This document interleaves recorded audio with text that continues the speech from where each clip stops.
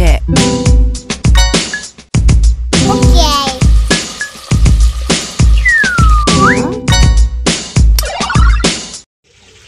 Hi, my name is Joanna Tapang, your real estate agent for today.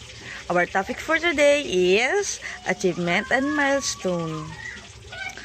Ang achievement ko sa sarili ko is yung nagagawa ko na ang system, nagagawa ko na ang data management at right mindset.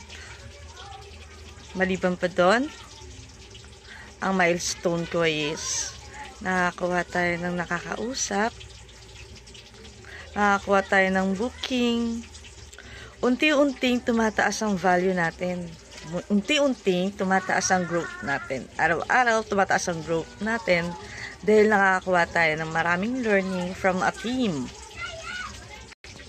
At araw-araw huddle, malaking tulong para magtaas ang growth natin.